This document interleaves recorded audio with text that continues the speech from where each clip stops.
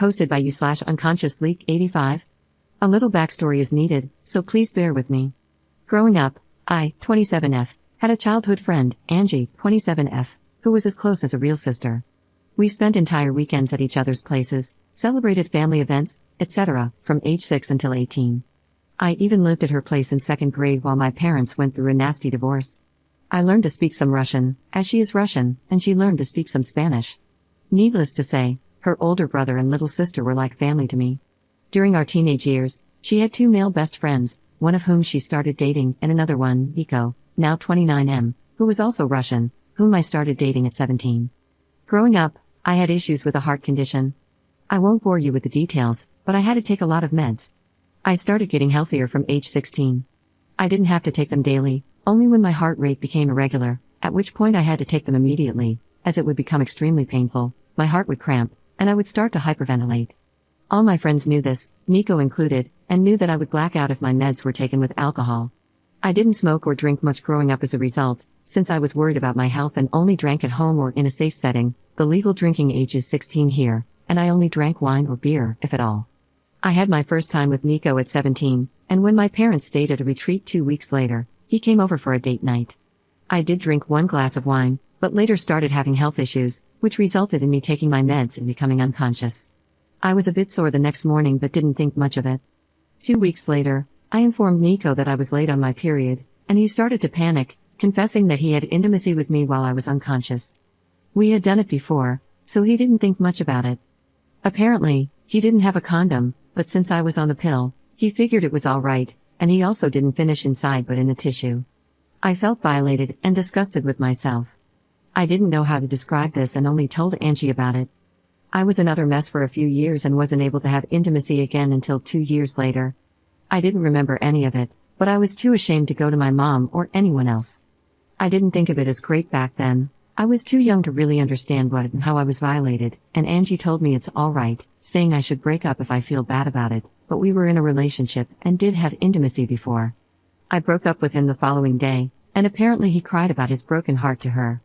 As Nico and Angie were close and spent a lot of time together, they started dating a few months later, and I had to see him every time I visited her. I told her I wasn't able to see him, but she didn't understand where I was coming from. The contact stopped, and we haven't texted or seen each other in years. I still followed her and her family and saw that her brother is expecting his first child. As I was extremely close with her family, I commented on the Instagram post, expressing my gratitude when he reached out to me. I missed his wedding, but he asked if I would be interested in joining the baby shower since it's been years and we were extremely close before. He told me I was like a third little sister. I just asked if Nico would be attending as well, since Angie and he have been dating for 9 years now, and he said yes. I didn't elaborate much, but I just expressed that I'd send a small present if he could give me his current address, but I wouldn't be attending. He kept pestering me about what exactly happened all those years ago and why I'm no longer in their lives. Angie told her family I wasn't able to see her with an ex of mine, but her brother thought there was more to it. So, I told him the truth about what happened back then. While I didn't know it at 17, I now know that it was Grape, and I named it as such. I didn't receive any message back from him, but a few days later, Angie reached out to me, furious. Nico had planned to propose during the baby shower, but Angie's brother is now against it, having learned why I stopped contact. She loves Nico and will stay with him, but by doing so, her brother said she is no longer a part of his life, as he doesn't want his little baby girl in the same family as a rapist. Since then, I've been receiving messages from old high school acquaintances, telling me I should have ignored it and not told anyone. They say that since I didn't speak up back then, I lost the right to do so now, and I'm a horrible person for ruining someone's life over something he did 10 years ago when he himself was a child as well. Am I wrong for speaking up? Update 10 days later. First of all, I am immensely thankful to all the people who took the time not only to read through my story but also to comment. I read every single comment and tried to respond to as many as possible. It gave me a little bit of hope for compassion toward victims of rape, and also the courage not to cave to the backlash I received. Reading all the messages defending my choice to speak up made me realize how insecure I was about what I'm allowed to do and how much I was trying to make things right for other people instead of for myself, especially Nico and Angie. All of you are right. If Nico had changed, he would have apologized, reached out, or tried to make amends in some way, either when word got to him from his brother-in-law or at some earlier point in his life. My former best friend Angie should have been able to feel some compassion if she had any respect for me as a human being or for the time we spent together. Her reaction showed me that I shouldn't hesitate in my actions.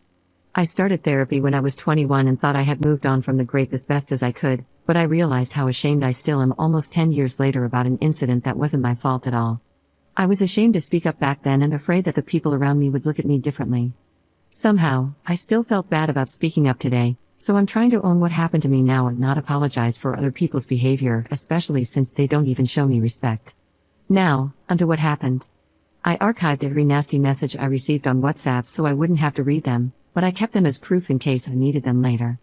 Angie's mom called me the day after the incident, crying.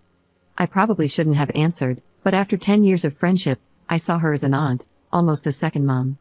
She always joked that while her own children would run around the house doing whatever, I would always take the time to sit with her, have tea, and talk, showing her more love and time than her actual children. While she said she was sorry for what had happened and for what I went through as a child, she couldn't believe I would ruin Angie's happiness over something like that. With Angie's brother refusing to have Nico as part of the family and Angie standing by Nico's side, it's divided their family, and she is heartbroken. She has grown to love Nico like family and has only known him as a considerate young man, someone she believes will make her daughter happy. It wasn't nasty names or angry words, just a heartbroken mother who pretended to acknowledge my pain but ultimately saw the fault in me. Angie's mom tried to get me to apologize or to take it back, but I refused because I don't see the fault in myself. With everything that's happened, I believe Nico hasn't changed and is just hiding it better. He can see how people are standing by him and supporting his behavior, so he feels no need to change. And that's something I didn't want to enable. Angie's mom never once used the word grape, and I tried to correct her every time she spoke about it. I kept trying to name it for her to understand better, but she would just start sobbing more. It didn't make sense for us to continue the conversation. Angie's mom used to stay in contact with mine for some time, and she reached out to her after our talk. I was worried my mom would find out, given her more conservative background. We had a long conversation, and though I haven't seen her in person yet, she apologized for not being there for me or for not making me feel like I could talk to her. I tried to reassure her as best I could, but when she asked if my current partner knows I was used like that, I got angry. She was afraid my partner would leave me if he found out, implying that what happened made me less valuable or appealing. When she asked me to keep it a secret from our family abroad and back home, I hung up. She acted exactly the way I was afraid she would, as if it's something shameful. This was especially difficult because I'm trying my best to move away from the feeling of shame. She has since apologized, but it's clear that her view of me has changed. I'm not sure yet how to deal with that, but it's something to worry about in the coming weeks. As some of you suggested, I wrote to Angie's brother, Sven, again and apologized for the mess. I also said I'm glad it's out in the open and that I'm proud of him for defending his family. I asked if his old email is still working, as I plan to send a gift card. He didn't respond, but I got a message from his wife 2 days ago. She thanked me for speaking up and informing them about Nico. Apparently, there had been a few moments that made her uncomfortable, like some jokes Nico made, and in retrospect, she now understands why. Sven informed her as soon as he got my initial message, and since then, they have both seen Angie but not Nico. She refuses to be in the same room or house as him, and the same goes for their unborn daughter. Sven and Angie's mom have visited their place multiple times, begging them to forgive Nico. Sven has caved a little. Angie and Nico will get married, and Sven will attend, but his wife will not. Nico is allowed in the family but will have no contact with Sven's wife or daughter. These restrictions do not apply to Angie. Sven has been suffering, trying to ease his mother's worries, and isn't able to take a stand to cut them out completely. The compromise he made was without his wife's approval, and she told me she's doing her best to cut them out of their lives indefinitely.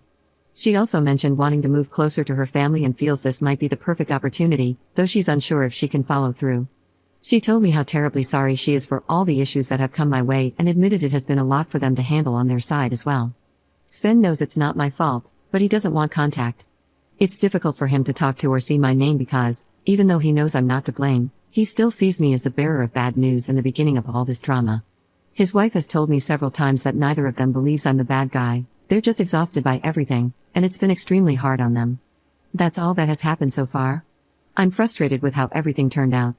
It feels like Nico will just continue with his life without being remorseful. I didn't want him to suffer, but some part of me hoped for at least an apology for all the suffering I went through afterward. Now, I'm dealing with my mother's changed and shameful view of me, and even though I'm glad the truth is out, it's incredibly hard to stand by my choices.